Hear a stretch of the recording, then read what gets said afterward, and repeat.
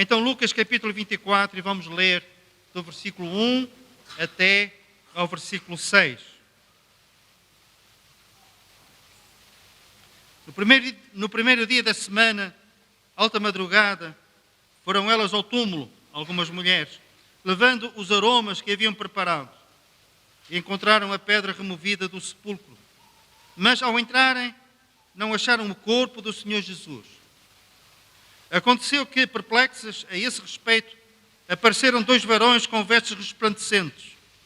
E, estando elas possuídas de temor, baixando os olhos para o chão, eles lhes falaram: porque buscais entre os mortos ao que vive? E ele não está aqui, mas ressuscitou. Lembrai-vos de como vos preveniu, estando ainda na Galileia. Lembrai-vos de como vos preveniu, estando ainda na Galileia. Há certas realidades que, apesar de nós crermos nelas e as termos como verídicas, nós não paramos o tempo suficiente para meditarmos e para refletirmos nelas, apesar da sua importância. Por exemplo, a realidade da morte. Hoje que vamos falar acerca da ressurreição, parece descabido nós falarmos acerca disto, a realidade da morte. Acho que já citei aqui mais do que uma vez aquilo que o nosso poeta Luís de Camões disse acerca da morte. Ele disse uma coisa: nunca vi coisa mais para ser lembrada e menos lembrada do que a morte. Eu tenho experiências de fazer funerais e de pregar, e ao longo dos anos foram muitas as vezes que eu tive essa incumbência. E é uma coisa que ainda me surpreende, passados estes anos todos. Falamos acerca da morte. A pessoa que morreu ou era conhecida, mais ou menos próxima, às vezes familiar, daqueles que estão ali, a prestar-lhe a última homenagem. E tantas vezes nós falamos com muita veemência acerca da morte e acerca da vida que podemos ter em Cristo. E depois, quando acho que é oportuno, eu despeço-me das pessoas, particularmente dos familiares, e vou saindo. E às vezes as pessoas não sabem que eu vou atrás deles e que estou a ouvir as conversas deles. E às vezes, e melhor, ainda hoje eu fico surpreendido com o teor das suas conversas. Já esqueceram tudo e a solenidade daquele momento já está perdido. E falam e riem-se, e futebol para trás e futebol para a frente e tal, já está tudo, desculpem-me o termo, numa grande coboiada. Apesar da solenidade daquele momento. E tantas vezes isso acontece ainda dentro das paredes do cemitério. E é uma realidade que não há contestação, nós sabemos. Vocês não vão encontrar ninguém que vai dizer que não vai morrer, que vai viver até aos 200 anos, até aos 300 e tal, não sei o quê. Não, é uma realidade aceitada e aceitável por todos. E mesmo assim, as pessoas se esquecem. É como que se esteja anestesiado em relação a essas verdades. Mas há uma necessidade de nós nos lembrarmos disso. Não com o espírito de doentio, mórbido. Não é isso. Mas pura e simplesmente enfrentarmos a realidade. Um dia, caso o Senhor não venha antes para o seu povo, nós vamos passar por esta experiência. Um dia alguém irá dar a notícia de que nós partimos. É uma realidade. Mas o facto de nós termos presente esta realidade devia de nos mover para o quê? Bem, um dia o Senhor incumbeu o profeta Isaías com uma mensagem para o rei Ezequias. E sabem em que é que consistia a mensagem? Era uma frase curta. Era para ele dizer ao rei o seguinte: ordena a tua casa, porque certamente morrerás e não viverás. Ordena a tua casa, porque certamente morrerás e não viverás.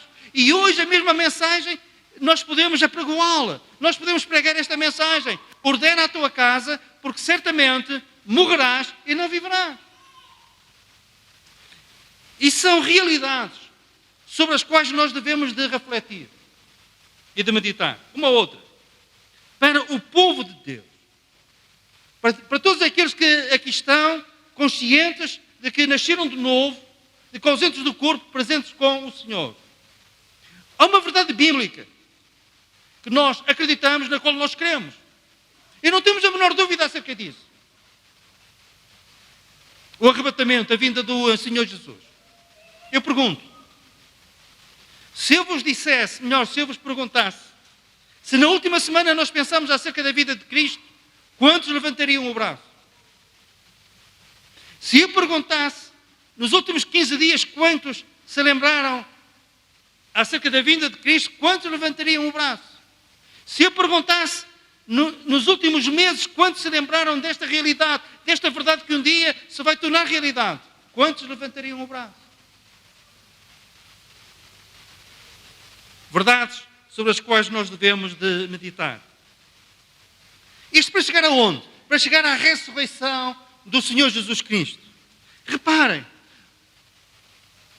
eu li 2 vezes o versículo 6, em que os anjos disseram às mulheres que foram ao sepulcro: lembrai-vos como vos preveniu, estando ainda na Galileia. E o que é que Jesus preveniu?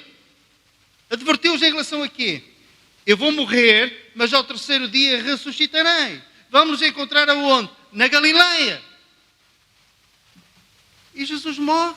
Eles ficam todos tristes, todos por lá chorar, portas trancadas, cheios de medo. Eles tinham esquecido de que Jesus disse que ia morrer. Portanto, a morte não foi uma surpresa. Eu hoje ouvi uma pregação, enquanto caminhava, e o pregador, a certa altura, desculpem o termo, mas foi o que ele disse: Jesus não foi assassinado. Ninguém me tira a vida, eu de mim mesmo a dou. E ele tinha-lhes dito isso tantas vezes. E agora, acontece, e eles estão por lá assim.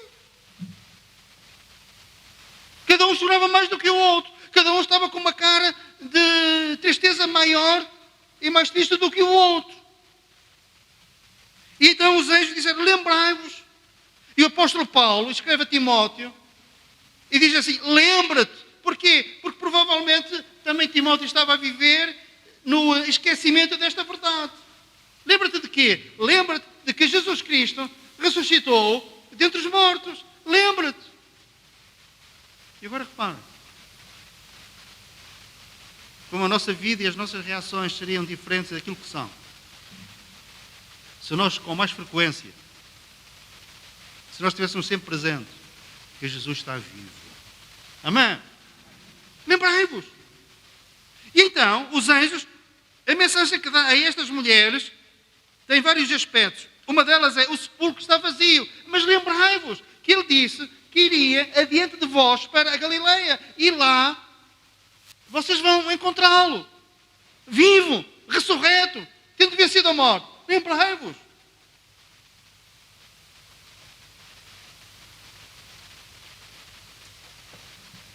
Muito do nosso comportamento pode ser influenciado positiva ou negativamente, se nós nos lembrarmos desta verdade, desta realidade.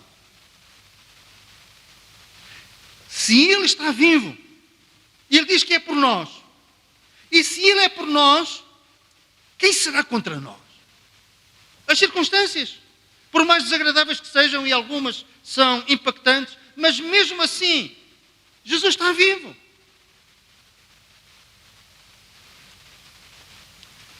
Eu tinha 19 anos e fui convidado para pregar da Faculdade de Letras da Universidade de Coimbra. Era um jovenzinho, convertido há um ano.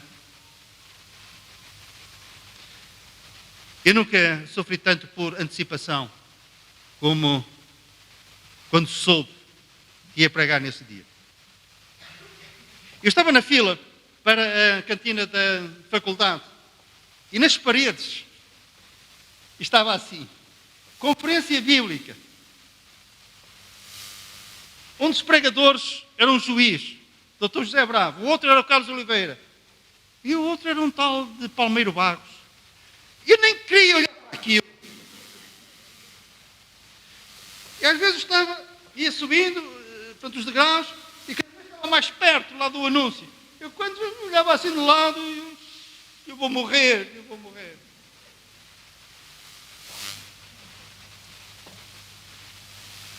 Mas eu não me esqueço jamais daquilo que eu preguei naquele dia. E passados os anos, encontrei pessoas que se lembravam daquilo que eu tinha pregado. E sabem daquilo que eu me lembro? Os primeiros cristãos estavam nas catacumbas, perseguidos, vivendo lá nos subterrâneos. E eu disse, e eles passavam uns pelos outros, e eles diziam, cumprimentando-se, ele vive. E os nossos irmãos estavam a ser lançados às feras no Coliseu de Roma. E a última frase que eles diziam era, ele vive. E quando estavam a ser queimados em praças públicas, a certa altura, colocavam-lhe mordaças para que eles não pudessem falar. Porque quando eles não tinham essas mordaças, eles diziam, ele vive. E por isso, em Éfeso lamentavam-se os pagãos, os gentios, os adoradores da deusa Diana, os que têm alvoraçado o mundo, chegaram até aqui. E eles tinham alvoraçado o mundo, apesar da perseguição. Porquê? Porque eles acreditavam que Jesus estava vivo. E isso mudou o comportamento deles. E mudará o nosso, se tivermos esta realidade bem presente. A ressurreição do Senhor Jesus é tão importante. O apóstolo Paulo, no célebre capítulo 15 de 1 aos Coríntios, ele fala acerca disto. E ele fala dizendo, se Cristo não ressuscitou, é vã a nossa pregação, é vã a vossa fé. E depois ele vai mais longe e ele diz, e se Cristo não ressuscitou, a vossa fé é vã e ainda permaneceis nos vossos pecados. Isto é, a nossa pregação é vã, a nossa fé é vã, tudo é inútil e nós não temos um Salvador, caso Jesus não tenha ressuscitado. Os primeiros cristãos sabiam que dependiam desta verdade e defenderam-na com argumentos. E tantos defenderam esta verdade com a própria vida. E reparem, há pessoas que morrem por causas. Mas há uma particularidade, seja qual for a causa pela qual a pessoa morra, ela tem que acreditar verdadeiramente nela. Porque ninguém vai morrer por causa de uma mentira, que sabe que é mentira. Ninguém morre por uma mentira, morre por uma verdade. Nem que não seja, mas a pessoa acredita que é. Eles sabiam que com a ressurreição de Cristo tinham Deus, tinham esperança, tinham salvação, tinham um intercessor à mão direita de Deus, tinham um propósito maior do que eles próprios. Sem a ressurreição, ficavam sem nada, a não ser com os seus pecados.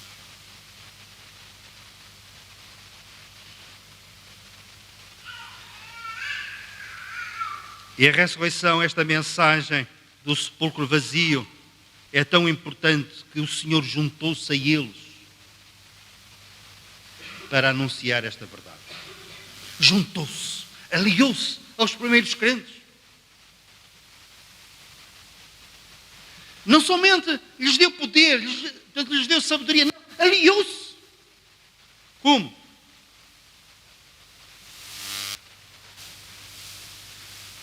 acerca de Jesus, depois de ter padecido, lemos em Atos capítulo 1, se apresentou vivo com muitas provas incontestáveis. Outra versão diz com provas infalíveis. Ele apresentou-se vivo com provas infalíveis. E qual era a prova mais infalível de todas? Estou aqui, vivo, ressuscitei. E nós pensamos que Jesus apareceu apenas uma e outra vez aqui e ali. Não, durante 40 dias. Durante 40 dias, após a sua ressurreição, ele apareceu em vários lugares. Por exemplo, nós lemos em Atos capítulo 1, e comendo com eles de Jerusalém, o Jesus ressuscitado está à mesa com eles. E lemos que lhes apareceu várias vezes. Apareceu a Saulo de Tarso. E Saulo de Tarso, o apóstolo Paulo, depois ele dizia, quando falava acerca disto, apareceu a mais de 500 irmãos, a maior parte dos quais está vivo. Podem ir lá e perguntem. Mas para mim, um dos argumentos mais fortes, sabem qual é?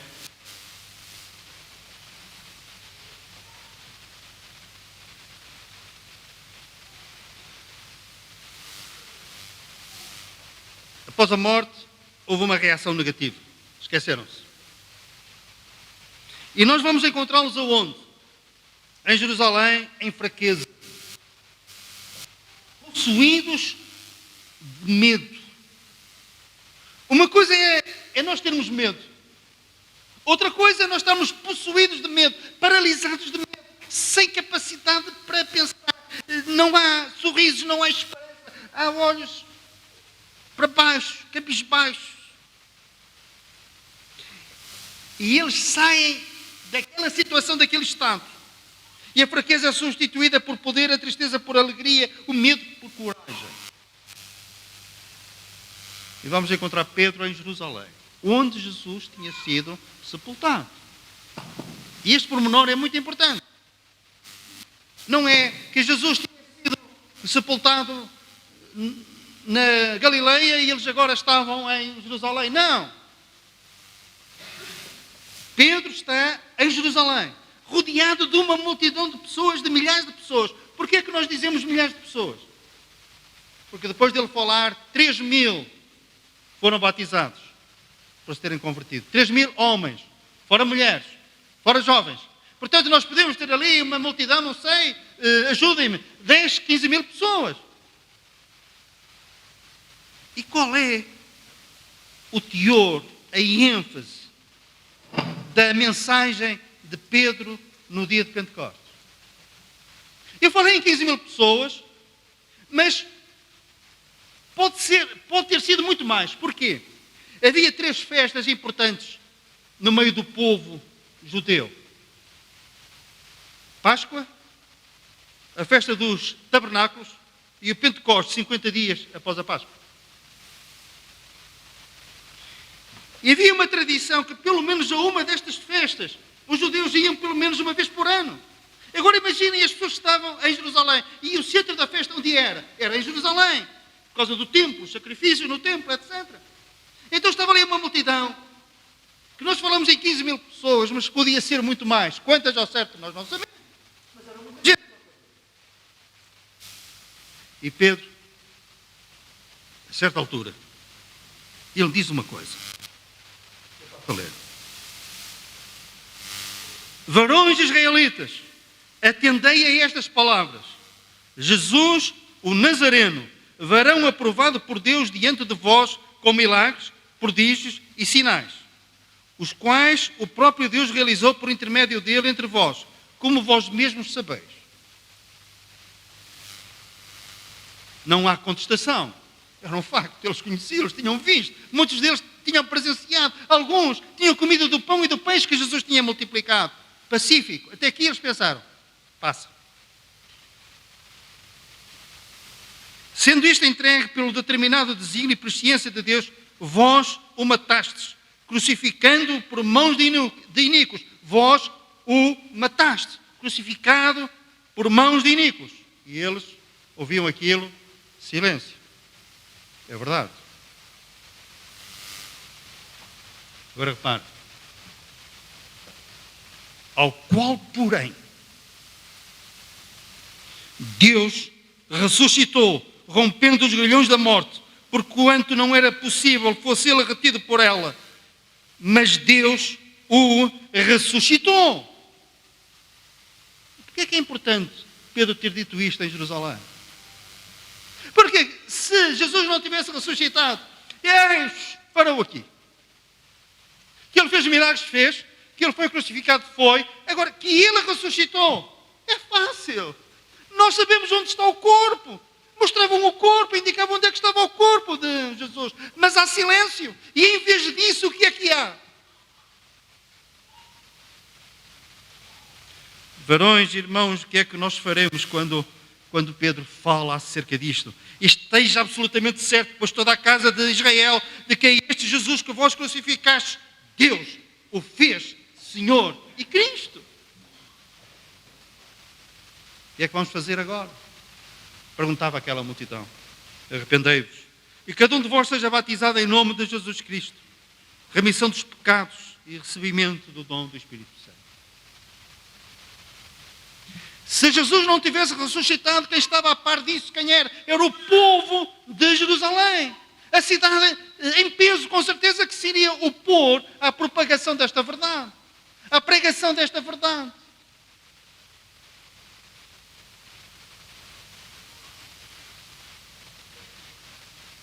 E finalizamos estes pensamentos com 3 consequências do facto de Jesus ter ressuscitado. Resumidamente,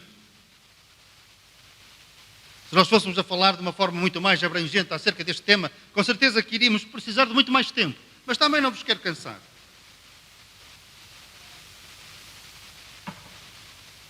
Então temos, Jesus morreu, foi sepultado e ressuscitou. E apareceu vivo com muitas e infalíveis provas.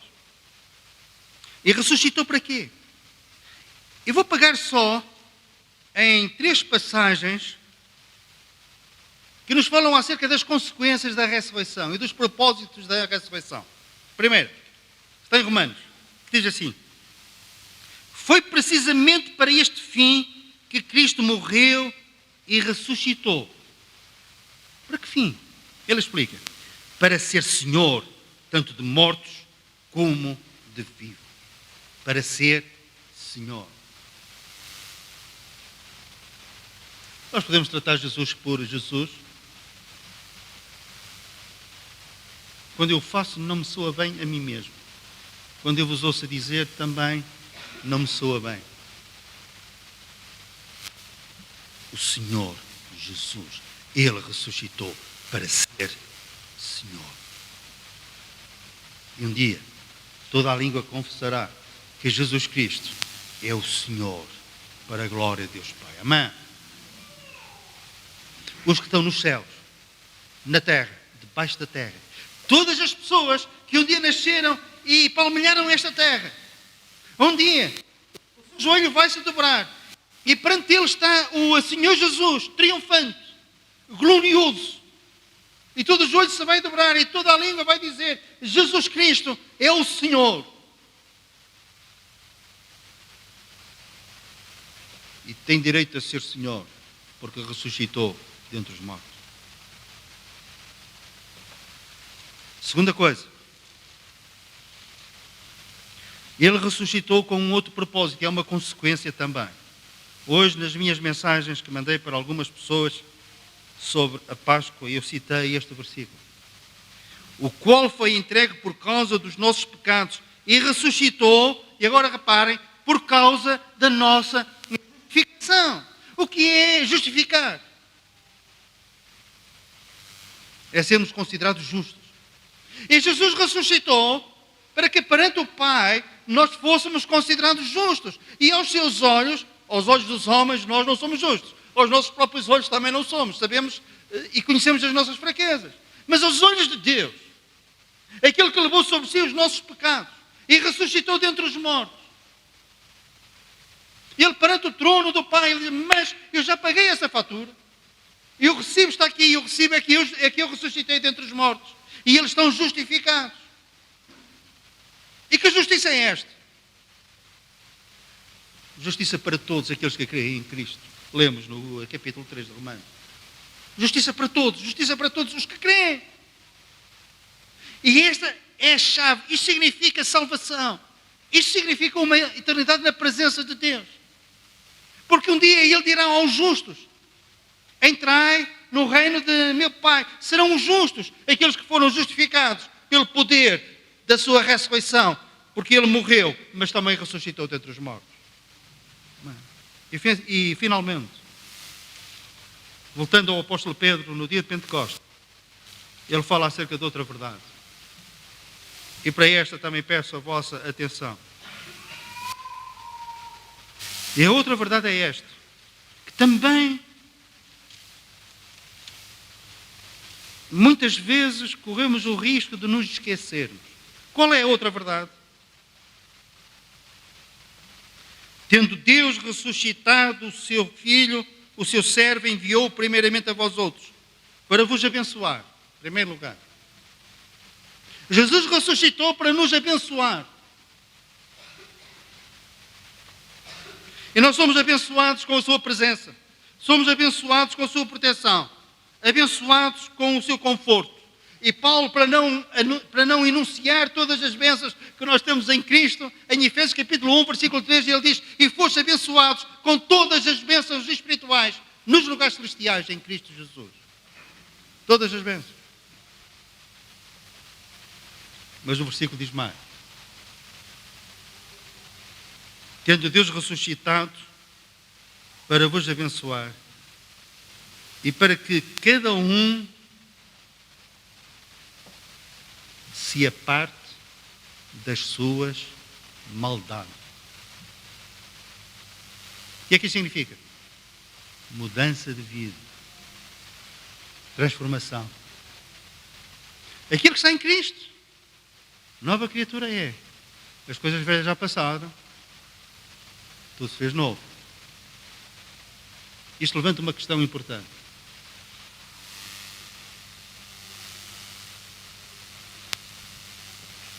Que é esta: até que ponto a nossa fé nos leva a nos apartarmos das nossas maldades?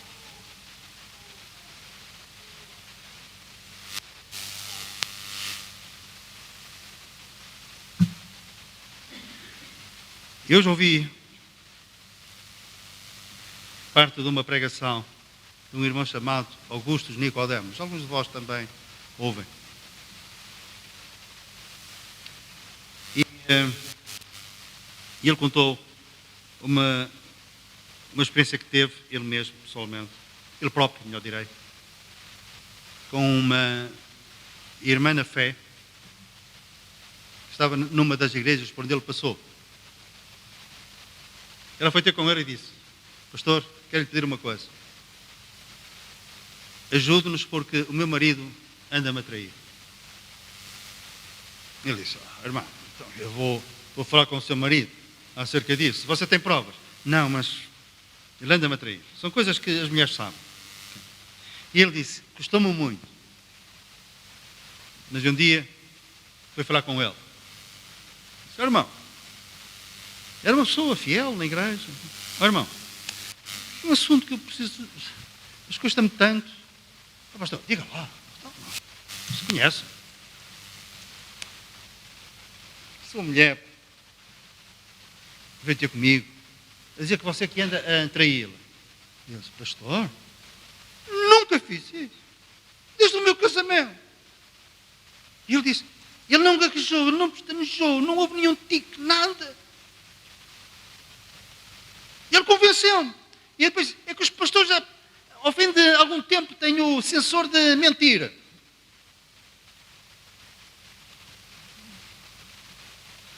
E ele disse: o sensor não foi ativado.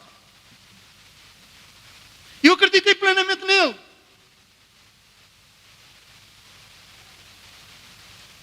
Passado uns dias, ele encontrou a esposa e disse: eu bem lhe disse, o seu marido, não.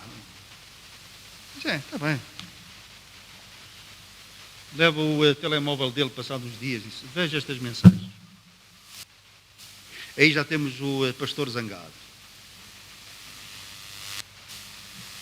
Chama outra vez. Eu disse: então, mas você, afinal, disse-me que... Eu disse: pastor, nem pensar. Acha que eu sou capaz disso? Ele disse: acho. Agora veja aqui. Foi só um caso. Não, olha aqui os nomes. Isto vem a propósito de quê? Não se tinha afastado das suas maldades. Nascer de novo implica nos afastarmos das nossas maldades, usando a linguagem de Pedro. Mas Jesus ressuscitou por causa dos nossos pecados, para a nossa justificação e para nos afastarmos das nossas maldades. E vivermos no poder da ressurreição. Isso não significa que não pequemos. Mas uma coisa é cair, outra coisa é viver caído. E se nós temos presentes que Jesus ressuscitou, que Ele está vivo, podemos cair, mas voltamos para Ele, contritos e arrependidos, e não vamos tropeçar outra vez na mesma pedra. Certo? E a igreja precisa de homens e mulheres, mais jovens e menos jovens, que creiam no Cristo ressuscitado, estão justificados pela fé e estão afastados das suas maldades. Amém? O Senhor nos abençoe.